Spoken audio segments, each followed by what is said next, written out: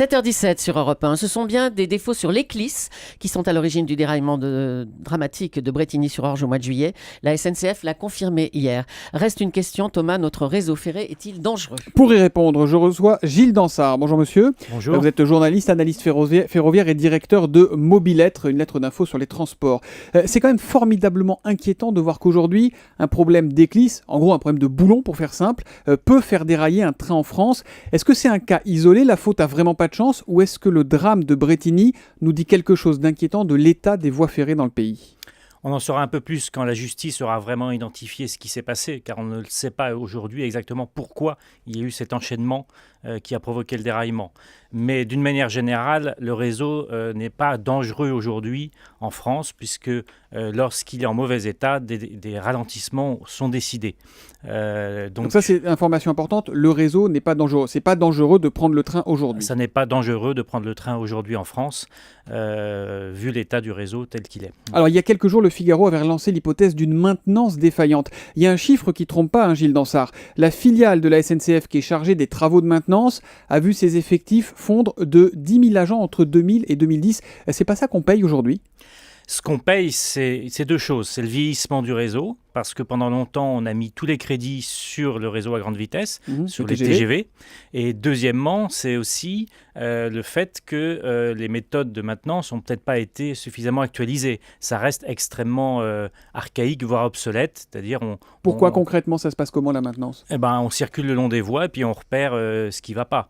Alors qu'on peut disposer... C'est à l'œil et à l'oreille, quoi. À l'œil et à l'oreille, alors qu'on peut disposer de méthodes beaucoup plus modernes, avec de la vidéo, avec des surveillances un peu plus systématiques. Et c'est pas à vous, Gilles Dansart, spécialiste de ce monde ferroviaire, que je vais apprendre que pour ça, il faut de l'argent. Alors hier, la SNCF a annoncé un investissement de 410 millions d'euros sur la période 2014-2017. C'est, dit-elle, pour renforcer la sécurité des aiguillages et du réseau. Alors on se dit que c'est un peu un aveu. Où sont les priorités aujourd'hui ? Qu'est-ce qu'il faut faire en premier, selon vous, pour renforcer la sécurité sur le réseau ? Ça dépend des voies. C'est-à-dire qu'en zone dense, ce qu'il faut faire, c'est améliorer un peu les méthodes de maintenance, parce que c'est compliqué. Donc, par exemple, en région parisienne, c'est 10% du réseau français, mais 65% des usagers. C'est compliqué de faire les travaux la nuit pendant 2 heures.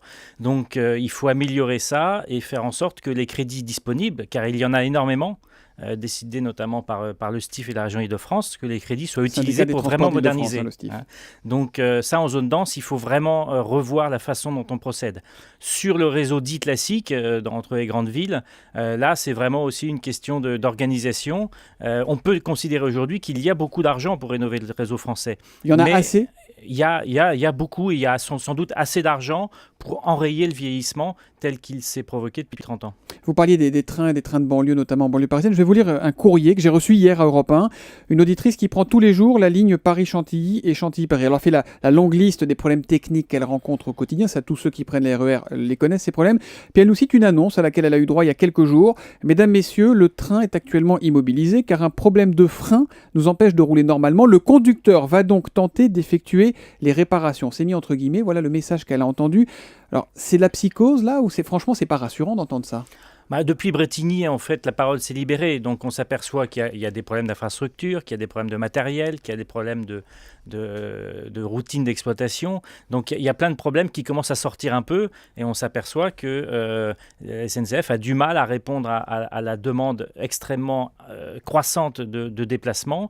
On transporte de plus en plus de gens parce que les gens abandonnent leur voiture. Et donc, ça peine en banlieue, ça peine beaucoup à assurer cette demande croissante. Merci beaucoup, Gilles Dansart, d'être venu ce matin répondre à nos questions. Je rappelle que vous êtes analyste ferroviaire et spécialisé donc de toutes ces questions sur le train. Europe 1, 7h21. Nos politiques ont le moral dans les chaussettes. Caroline Roux est allée sonder leurs humeurs et elle nous raconte tout de suite ce qui explique ce vrai coup de blues.